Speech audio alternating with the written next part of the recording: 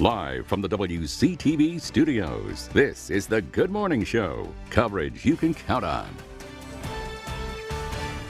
Straight ahead this morning, a police chase that started off in South Georgia ends right here in Tallahassee. 2 men are now behind bars. We've got the latest. Plus, a Valdosta police officer is being disciplined for his actions after a video shows him in a heated exchange with some residents. What police are saying happened. And if you love fine arts, the Lemoyne's Chain of Parks Art Festival is the place for you to be this weekend. We'll hear from one artist who says her goal is to inspire other artists to give it a try. And speaking of inspiring, that weather may inspire you to either stay inside or maybe get outside. What is it kind of inspiring us to do here, Brittany? It's inspiring us to be prepared because a few of us still have to deal with a few showers. Right. We've been in that unsettled pattern. Still cloudy outside for most of the area, and even a few showers as you head out this morning, especially if you live in South Georgia, where you have very scattered rainfall extending all the way from Seminole County and into Miller counties, all the way across to Lowndes County towards Valdosta and up towards Albany, Georgia as well. Now, northern Leon County, a few sprinkles, a little bit of moderate rainfall too within the past hour or so, and even into Hamilton counties. A few lightning strikes were recorded in the past hour, so it is something to be aware of as you head out the door this morning. It's also on the windy side. They're generally coming in from the northeast around 10 miles per hour in Tallahassee, as well as into Thomasville and Valdosta, even into Cross City. A little breezy out at the coast at Apalachicola, a 16-mile-per-hour wind there. That's going to be the trend for the rest of the morning into the afternoon. We have some more windy conditions on the way. Now, those temperatures, though, due to that cloud cover and those spotty showers, are sitting in the upper 50s to the low 60s, 59 degrees in Thomasville as well as into Bainbridge, 64 in Tallahassee, low to mid 60s along the coast as well. And we are going to warm up today. Not a lot of sunshine in store, but some changes are happening for the later part of the weekend. We'll have a full look at that forecast coming up in a few minutes. Thanks so much, Brittany. 2 men are behind bars after a police chase crosses the Florida-Georgia line. It all started in Thomas County yesterday afternoon. Deputies chased the suspects into Leon County and caused them to crash on North Meridian Road near Bannerman Road. This is exclusive video from the scene. Thomas County deputies say it all started when the car fled a traffic stop. Both men inside the car wound up being arrested, and we were there as they were put in handcuffs. One faces charges of driving without a license. The other had a warrant for petty theft. The driver, 28-year-old Carlos Gartias, was taken to the hospital with minor injuries. The passenger, 24-year-old Christopher Colick, was taken to jail. So we have to charge what is by Florida statute, and that's the way we have to do it. Road rage is a terminology that's used for most people. You certainly could use that. You could use that moniker for this case, but we're not allowed to call it that. TPD officer James Harris turned himself in yesterday to the Leon County Jail. He's being charged with aggravated assault with a deadly weapon. This is all stemming from an off-duty altercation he had with a man last weekend. Now, we first brought you the story right here on the Good Morning Show. We reported that Harris had been placed on administrative leave pending an investigation into that incident. A press conference held yesterday gave us more details. According to arrest papers, it all started here on Lawnblower Road when Harris's minivan passed too close to a cyclist. Now, the report says the cyclist reached out and slapped the side of the van. The two got into an argument. The victim says Harris then grabbed him. The cyclist started to pedal away when he says Harris got into his van, hit the gas, and drove right at him. The victim says if it weren't for him moving off the road, he would have been hit. As of right now, witnesses are helping with the investigation. One of them says they did not see any physical confrontation. A Valdosta police officer is being disciplined for a confrontation with some residents. Look, man, you're telling me I don't give a if I'm at your house or not. You ain't gonna talk to me like that. You understand me? I think you're getting too close. Yeah, well, I don't give a what you think I'm fitting to do. You're getting you ain't gonna come out here and square up on me, cuz. You ain't gonna square up on me. Valdosta police say that incident happened Tuesday. A YouTube video, which you're seeing here, of the incident has quickly spread throughout the community, getting more than 50,000 views. Valdosta Police Chief Brian Childress tells us the department got the information about illegal drug use at the East Park Avenue home. The video shows a detective telling residents they're under investigation.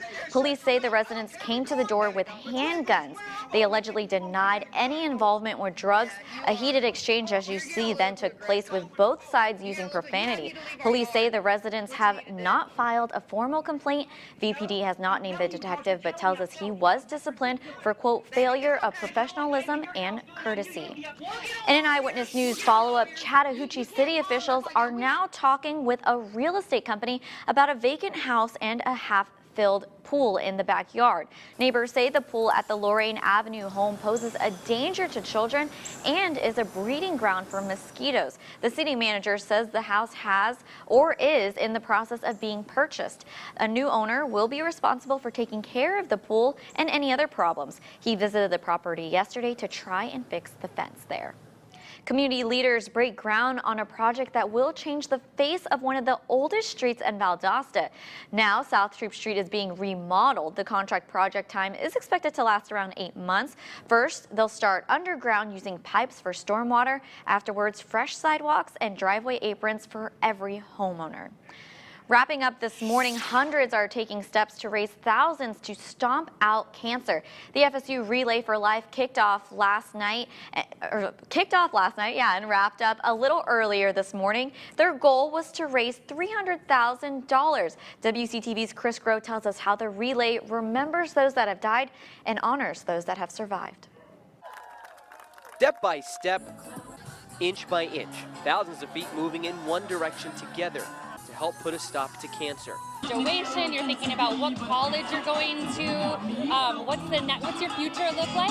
Stephanie Wolin is a survivor of melanoma, a form of skin cancer. She was diagnosed her senior year of high school. Wolin underwent chemotherapy, all while balancing life as a student at FSU.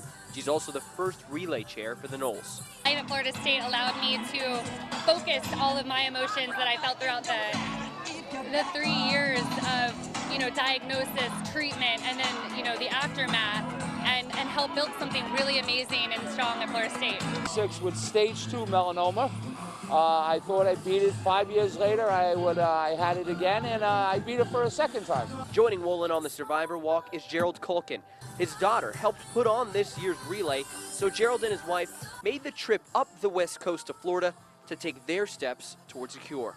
To have my daughter involved in this right now, it's a very humbling experience, and it really, it shows the love, and to have all these kids out here doing this and volunteering their time, and I thank them all for that. So far, 183 teams and over 3,000 participants have helped raise nearly $283,000. They're probably tallying up the final total, so we'll let you know once everything is in. A Tallahassee art festival recently made the top 100 list of fine arts festivals. The Lemoyne Chain of Parks Festival will lure in more than 150 artists to Tallahassee this weekend to display their work downtown. Some as far away as Siberia. Others, like painter Natalia Andrea, will come down from right down the street. Andrea says the festival is a great way to stroll and enjoy artwork, but success to her is inspiring others. So maybe someone who accidentally show up in the art festival got so inspired and pick up the brush or pencil and start to do something more creative. The Lemoyne Chain of Parks Art Festival will be in downtown Tallahassee today and tomorrow, starting along Park Avenue, 10 to 5 p.m. as you see there. For more information, visit our website, wctv.tv. A lot of artists are going to be out there, so it'll be really cool, and WCTV is actually sponsoring that, so get out there because some of us will be out there too. Yeah, and you know what, if you are heading out, maybe to grab an umbrella as you head out the door. Just be prepared for a few spotty showers. Yeah, exactly. Now, some of us have to fight off a few of those showers out there. Not a lot of sunshine expected for the rest of the day. Mainly some clouds, making it a little bit difficult out there and a little chilly too. So as you head out the door this morning, you may need to grab a light jacket. Now, by tomorrow, though, if you're looking for some great outdoor weather, you're probably going to enjoy this forecast. I'll have a complete look at it coming up right after the break.